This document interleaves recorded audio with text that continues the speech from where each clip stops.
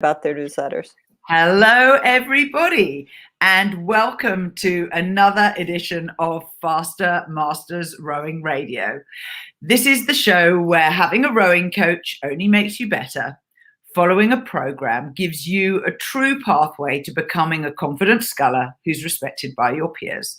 You can become the athlete you want to row with. I'm Rebecca Caro, and I'm joined by my colleague Marlene Royal. Hello, Rebecca, and hello, Faster Masters, and I'm like super psyched to be here today.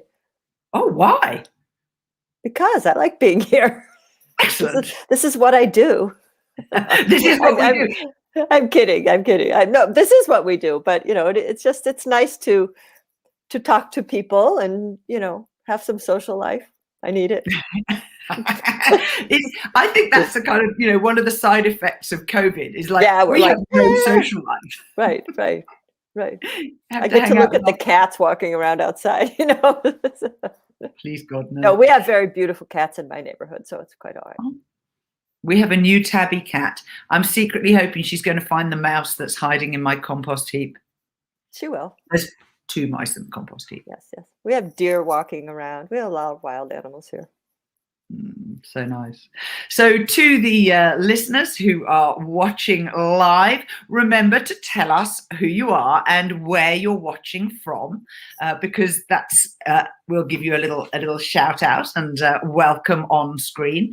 And you can do that by writing in the comments below the live feed that you're watching, and we can then do this and bring you up on screen. And here is our very, very first live watcher.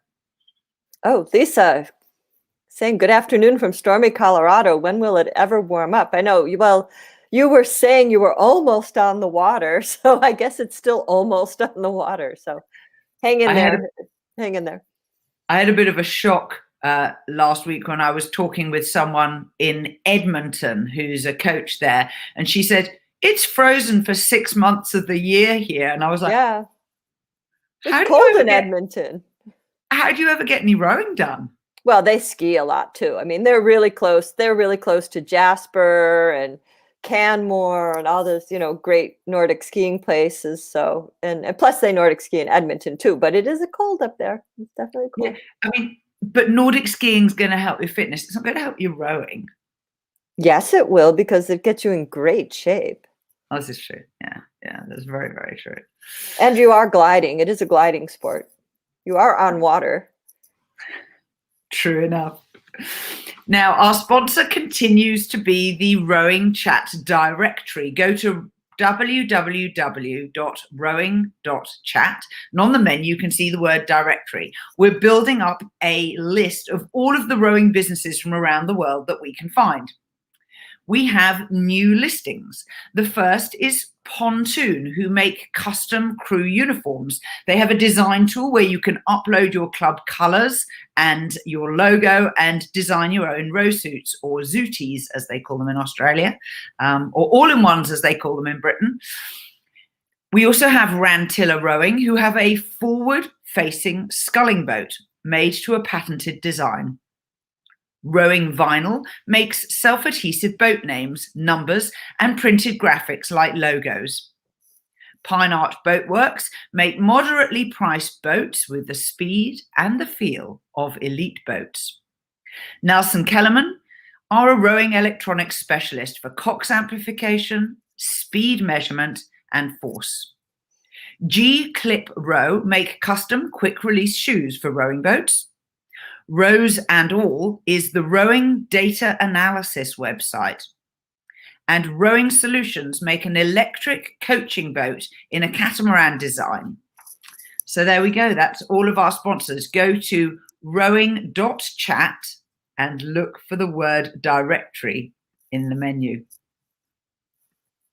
And here are some more of our live watchers.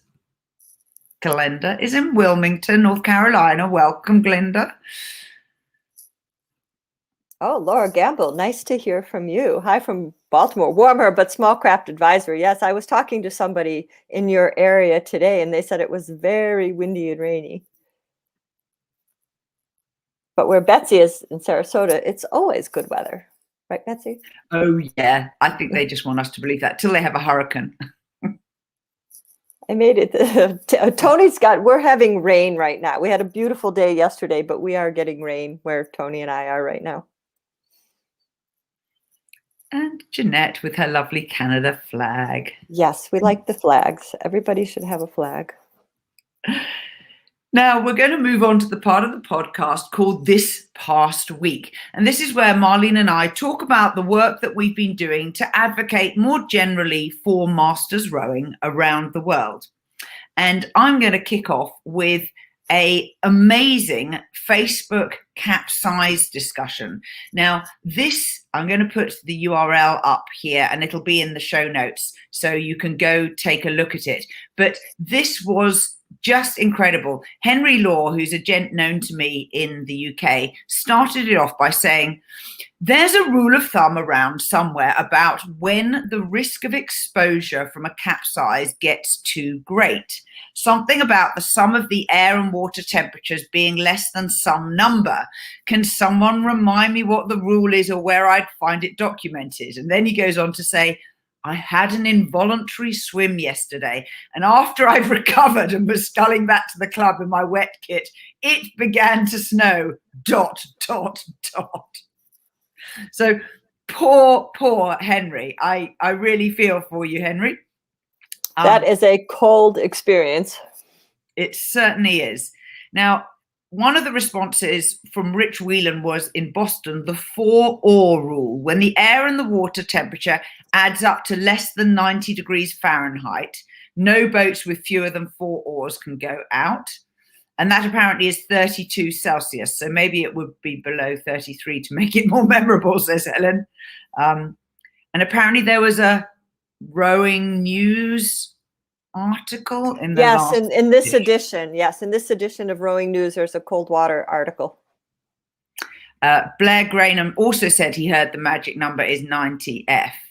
And then Sharon Doery comes in with, she said, I was told the water temperature is the true issue. 68 degrees Fahrenheit or below is a risk. Below 40 degrees Fahrenheit, you die quickly of cold shock. There we go.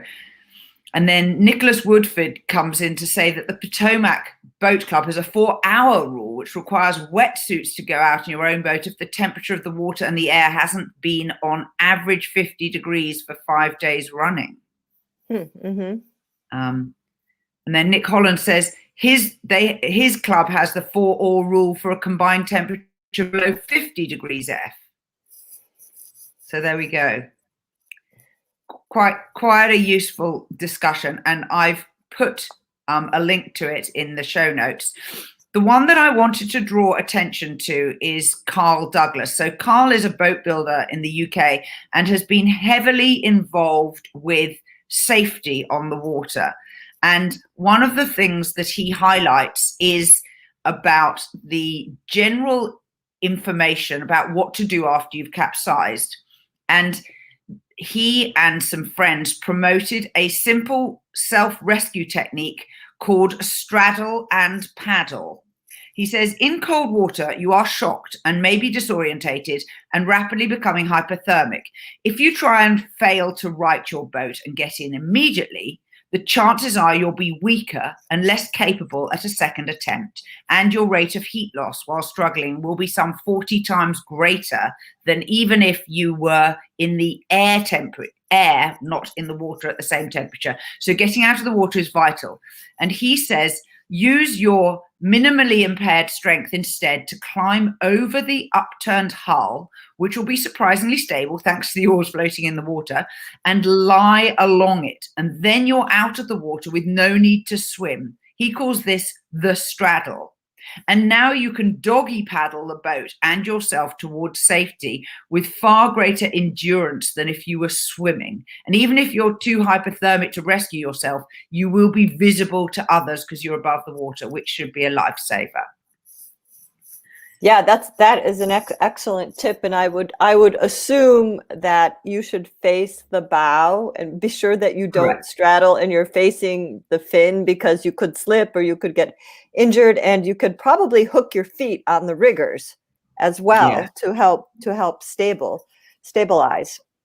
But yeah, excellent tip, because I know from coaching at Craftsbury, and we teach people the re-entry exercise, that if you are not successful to get in the first time, and this is, during summertime, but in spring, water can be colder in the fall.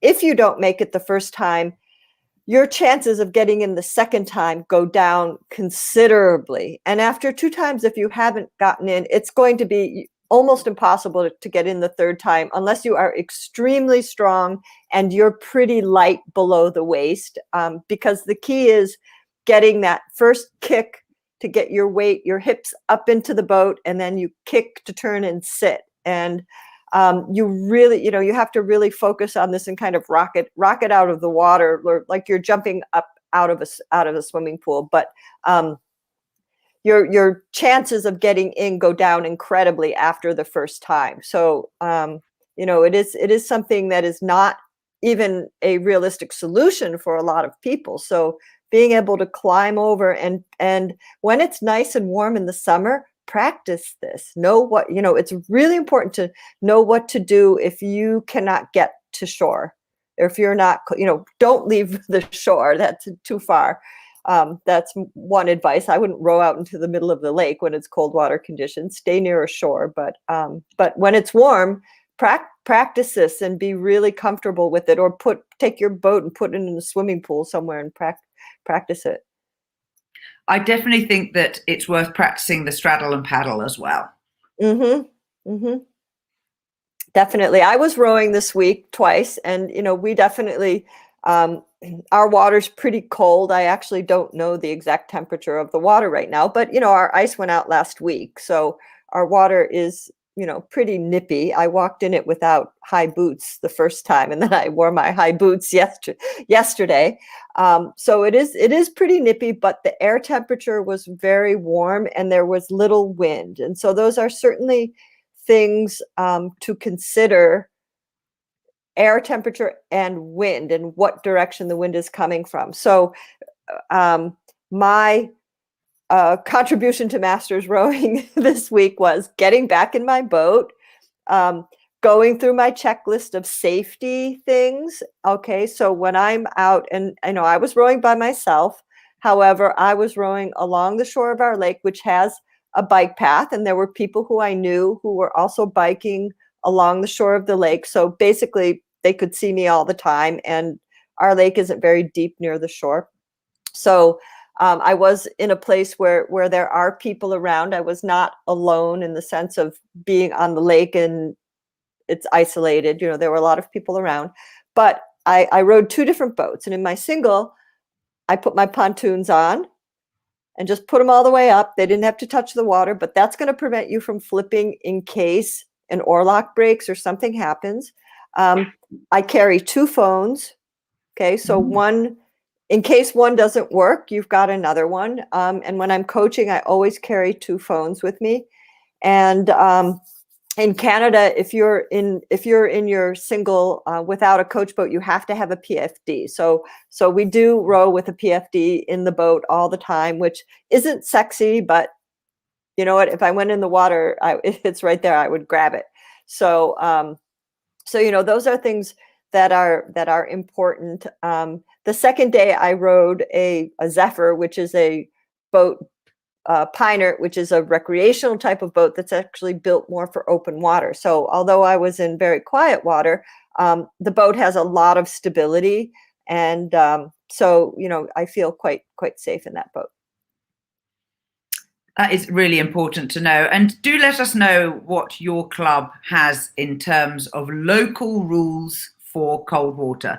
And I would emphasize that if you are in the habit of going and rowing on lots of different pieces of water, it is really important to know what the local conditions are, because there are often little quirks that you couldn't possibly know about as a visitor. Absolutely. That app called Windy is, which in the coastal rowing, the FISA coastal rowing course, Guin Batten recommended that app called Windy, which is very good because if you can get tidal charts on it, you can get wind, you can customize your rowing forecast. by the hour. So that is definitely something quite useful if you row in coastal conditions or anywhere where it's tidal or there are currents. Absolutely. Laura Gamble says, we have to demonstrate that we can get back in the boat to be bow certified for taking our singles out by ourselves at our club. One coach would make you do it over until you can do it in 30 seconds. Woo! Laura, dare I ask how old you were when you did that?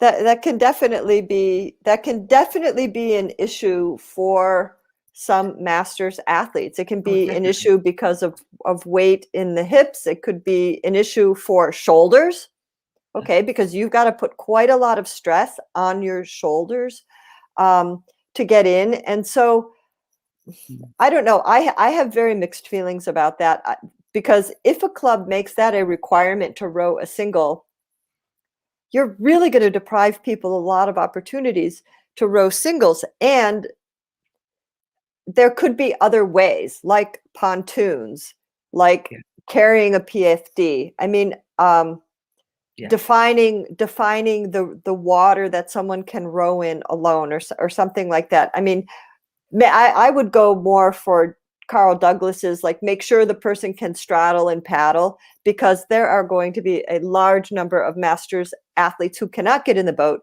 and repeated attempts often cause stress fractures in the ribs and severe bruising from the wash box of trying to climb in, and cuts. I mean, I have seen it all from people struggling to get in the boat. And you know, if you're a policymaker in your club, I think that you want to weigh what the options are against, prohibiting or encouraging people to row.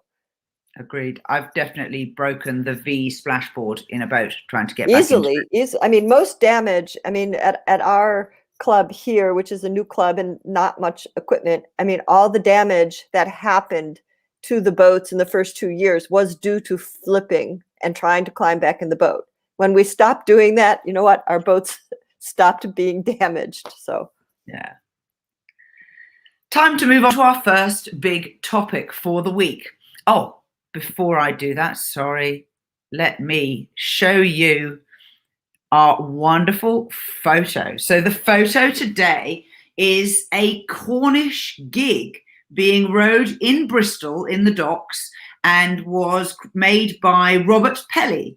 Isn't that lovely? So you can see how the rowers have an underhand, overhand grip, and they sit on a plank seat opposite their riggers. They sit on the opposite side of the hull to where their gate is. Yeah, they probably, so they can get the inboard, so they can get the leverage. Because they don't have riggers, right? So what they have is, these are little pegs. They're called thole pins. And when you snap them, you have spares and you can ram them in so that your blade doesn't, well, they're a replacement, spare part, I suppose. What a great picture. That looks like fun. Yeah. I'm just counting the number of people. 6 people. Okay. God, the water looks grubby. Yeah, we won't fall in that water. Now, we decided, Marlene and I, that we would talk about how to. Oh look, I've done the wrong. Yeah, you have to go in the other order. Place. It's how to replace your oar grips. Yeah, you have to back your boat up now. New title. Yeah, just doing it. Here we go. There we go. How to replace your grips, the rubber grips on the handles of your sculls. And now, everyone's going, oh no. Oh no. Well, there used to be very few choices of type of grip. And a lot of people chose the Stamfley grip, which is usually an orangey brown color with a crosshatch design on it. And then there was a Martinoli grip, which was a copy of the Stamfley, made out of a slightly different, I think one was made out of latex and the other out of rubber or something. They were slightly different. Now, of course, there are really solid black grips. I know that Concept 2 sell the pale blue rib design. They have a whole bunch, yeah. And yeah, Croker have a lot of ones which have little ridges on them, so your fingers rest across some ridges. and they're color-coded by diameter of the handle. However, they wear out. They are what you would technically call a consumable. And so replacing your grips is something that you need to do on a semi-regular basis.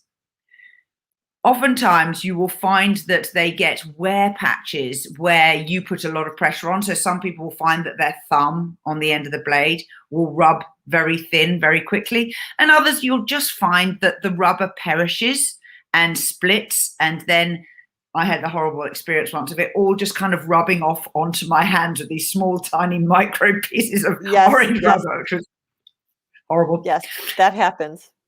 That happens, as Marlene says. And so what I'm going to do now is to share with you a ebook that I wrote ages and ages ago when I was the owner or part owner of Row Perfect UK. And we wrote a lot of how-to manuals. And this one is called 4 Fail-Safe Methods to Change Your Scull Grips. Changing your scull grips can be really, really challenging because if you get it wrong, it's really hard to get, you can't get them off and start again. You've got to get it right first time. You end up cutting them off and having to go and buy another pair. So in the guide, we've got 4 methods and I'm going to show them all to you. But the first thing you need to know is how to take off the old grip. Hold the garden hose tightly against the hole at the end of the handle and get someone else to turn on the water, and you hopefully will find that it'll pop off because the water will force into that little hole and it'll just slide the grip off the handle. Alternatively, get a Stanley knife and you can cut it off. Now, putting on new grips is much more challenging. What do you need for method 1? Water, a floor surface that can get wet, and a soft foam or a towel. Clean up the handle first and then take your grip, and you can see in photo number 3 here, the blue grip, the person's holding it with their thumb on the end because they filled it with warm water, like from a kettle. So not boiling hot because you don't want to scald yourself, but the thumb on the end prevents the water from dribbling out. Then picture 4, you position the grip very close to the end of the oar handle, and you need to have somebody else or a wall with the tip of the oar pressing against it, because you are going to push quite hard from the grip down the length of the oar, and you don't want that to slip away from you because you'll lose your moment and then you'll have jiggered it up and you'll have to go and start again and buy a new pair of grips. Spilling as little water as possible, position the open end of the water-filled grip with the end of the scull handle, and then in a single smooth and firm movement, using your hand with the thumb over the end and the other hand like a sort of reinforcing sleeve, work the grip over the end of the handle and then push quite hard. The pressure created by the pushing will slightly stretch the grip while you chivvy it onto the handle. And what you can see, if you look closely in the picture, is a mass of water spraying out, so you will get wet. You will get wet. And then when you've got it on, that is brilliant. If the grip fails to go all the way on and you're left with an air bubble at the end of the thumb hole, we've got a rescue method. Now, that water hose method works well with stamp flea grips. And this is, again, the water acts, if you've got a hole on the end of the handle, you can just basically put the pressure from the hose and push it onto the handle using the water as a lubricant. And the water just gets forced out as you slide it on. But that's because the stamp flea grips are particularly stretchy because of the material they're made out of. That does not work with quite rigid grips. Method 3, go to a garage and use a pressurized tire air pump. So again, put the spoon against the wall and put the air hose into the hole at the end of the grip and apply the air pressure while simply pushing on it. And the air expands the grip and it goes all the way on. And you can do that at a bicycle shop, or, if they've got an air compressor, that's a super easy way to do it. They'll probably just laugh at you, but it's worth asking. The last method is if you have handles that are a particularly small diameter. Often ladies will buy small grip scull handles because they've got small hands, and you find that you put the grip on and it's too loose. It wriggles around, and of course that's no good for sculling. So this is a method where you use contact adhesive to actually glue it on.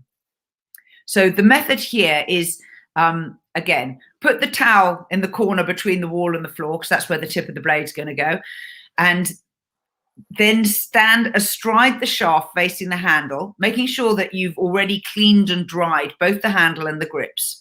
Paint the inside of the grip with the contact adhesive. You might find that you need a little wooden stick to sort of spread it around inside, and then slide the grip over the end of the handle, and the adhesive is your lubricant in this case, and you don't need to cover the hole at the end of the grip, and then just tidy it up. Any spare adhesive will bleed out the end of the handle. So the rescue method is at the top of the page.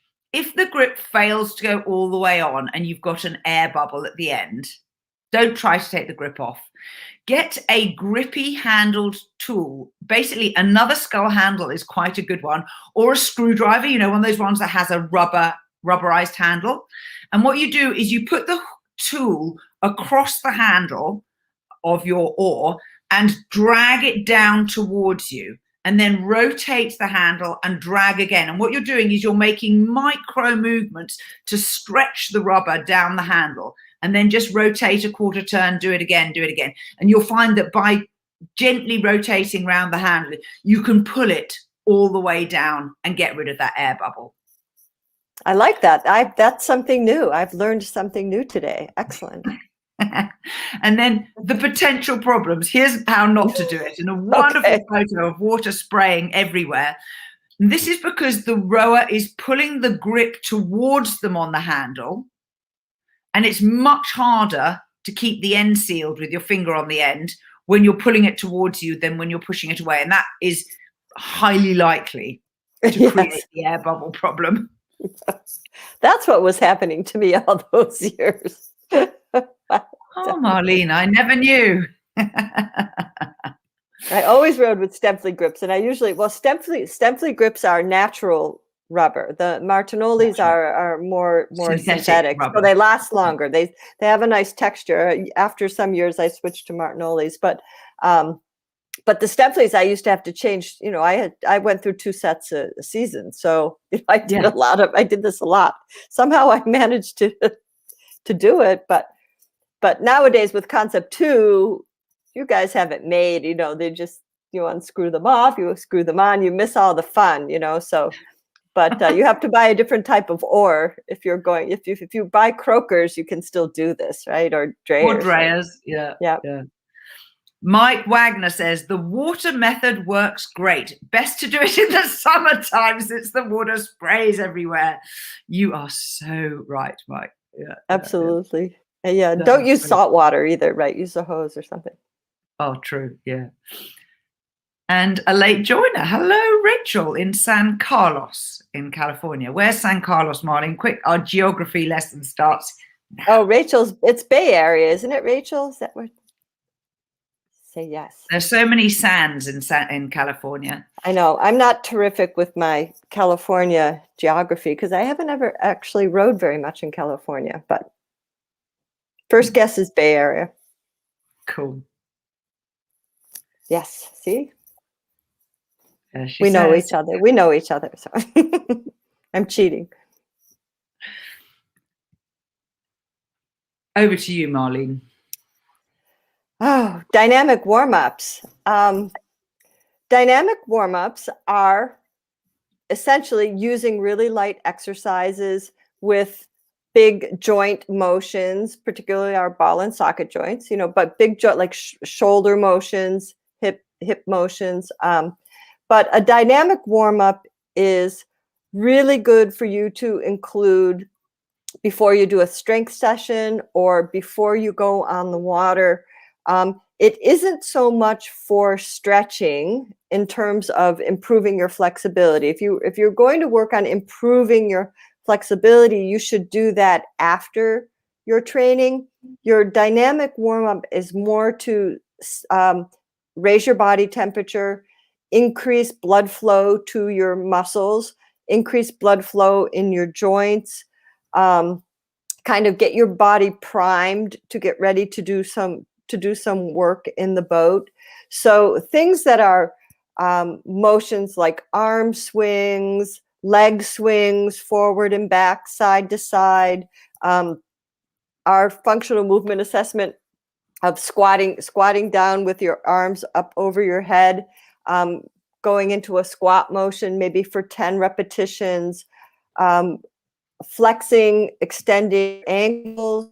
So, generally I would recommend start from your ankles and then work up. So you start doing some ankle flexion, extension, ankle circles. You can do this standing, you can do it sitting, leg swings, forward and back, side to side. That helps warm up your hip joint, your glutes. And then go up to your arms. So arm swings across, forward and back, and then put your arms like up over your head. For example, stretching your triceps down. So these kind of motions, you can jog for 3-4 minutes. That's part of a dynamic warm-up. So you're not really holding stretches for a long time. It's really more to raise the body temperature. And you don't need any equipment. You just need a little bit of space to do this. And what's the benefit of having done a dynamic warm-up, Marlene? Well, you've primed your body to start getting in the boat, to start working. So you've raised your body temperature. You've increased blood flow. I mean, you want to stimulate blood flow and get your circulation going, particularly if you're rowing really early in the morning and just climbed out of bed and you climbed into the car and then you're going to climb into the boat.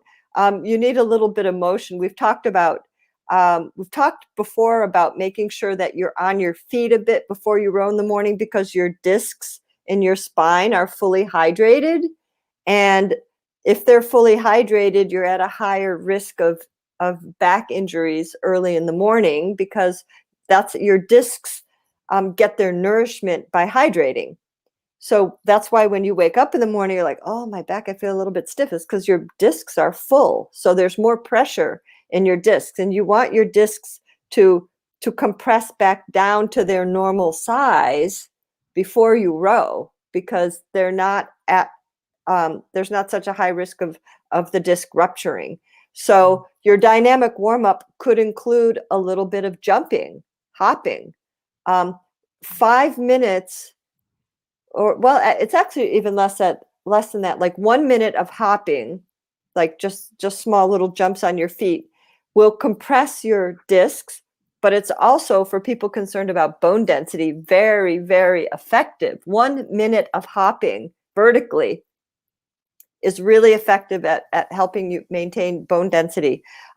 So you don't have to do a lot, but that can be incorporated as part of your dynamic warm-up too.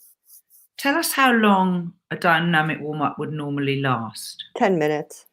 Okay, maximum. Yeah. Max. It might even be 5 minutes, 5-6 minutes. You don't need a whole lot of time. It's more just big motions, get your body flowing, kind of get some muscle activation. I definitely, we've been doing some, not just steady state workouts, but pieces early in the morning, because we're working up to a regatta in 3.5 weeks' time. And definitely noticing how long it takes me to warm up anyway, let alone, as you say, the fact that it's cold and early.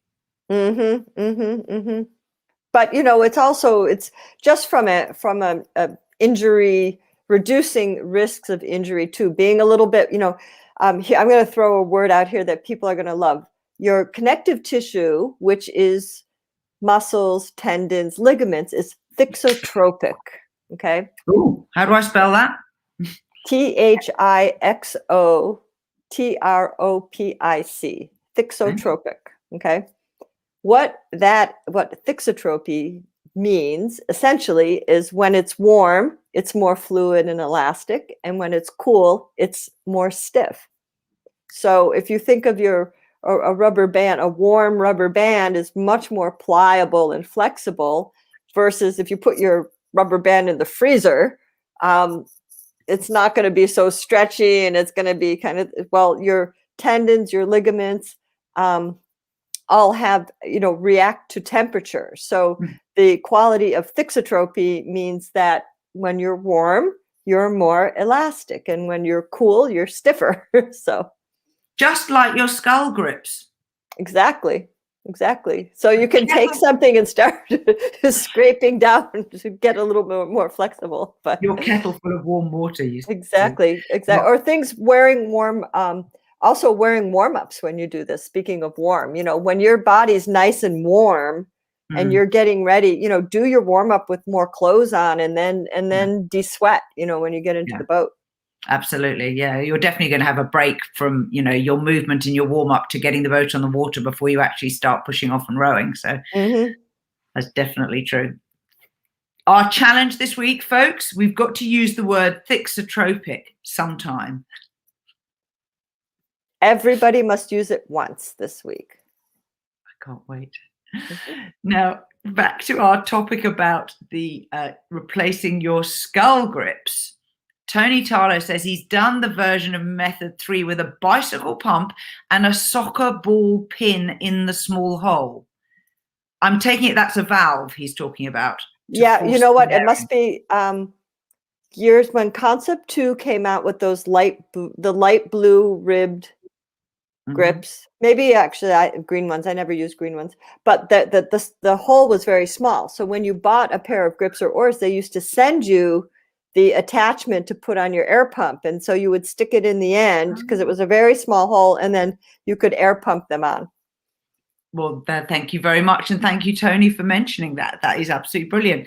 It certainly shows me the amount of innovation and creativity and adaptation that the oar manufacturers have gone through over the years, because it's quite clear that there have been lots and lots of different things that people have tried, Yeah, different materials too react differently. Like the Stemplys are really stretchy, but they don't last so long. Whereas something that's a little bit more stiffer might be a little bit more challenging to get it on, but it's more durable. You might not have to do it so often. Really depends on your amount of volume per year. As I said, I used to go through 2 pairs a season. But I bet you wore yours thin, didn't you? Yeah, they would just start to deteriorate. Well, they would deteriorate from the UV also. That was another factor if you're just outside. So you did have to really keep them out of the sun and be, you had to take good care of them.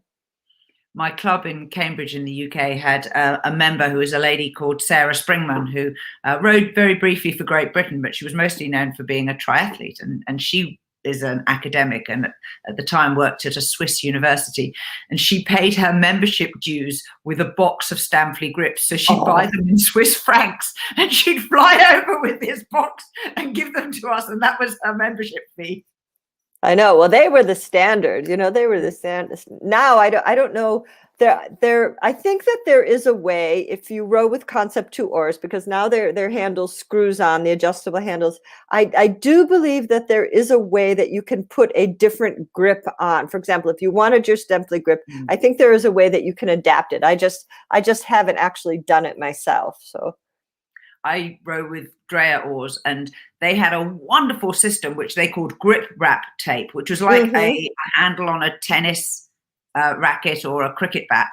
And it was lovely. It was a synthetic suede, so it had a slightly furry surface, and it was sticky, so it bonded directly onto the handle, and it just gave you this really nice light grip that didn't feel rubbery. Yeah, cushy. It was cushiony. I know. And they were, that's one company that is always coming up with the terrific innovations too, different blade designs. And I would go to them to buy my grips because they always had anything I could dream of. They had it, so they had always had a big choice to customize your equipment. Yeah. Jim Dreyer is an incredible engineer and innovator. He told me a story once that he was coaching his son, who was in the lightweight men's double for the US in the year that the World Championships were at Lake Barrington in Tasmania, Australia. Oh, that was And 91. 90 or 91, yeah. That's right. They had to ship, obviously, all of their product around the world. And US Rowing said, in order to conserve space, you're only allowed to bring one pair of oars per sculler and one oar per rower. And in those days, oars were fixed length. You bought them to one length, and the only thing you could adjust was the bottom. And so he was worried that, because they used to then have like some shorter oars in case it was a headwind. So you'd switch your oars depending on the wind conditions. And so he designed an adjustable length oar so that his athletes took one pair of oars but could use both at the regatta. And it turned out to be a fantastically windy finals day, I believe. So that was how Jim got going in the innovation oar business. Yeah, I mean, it's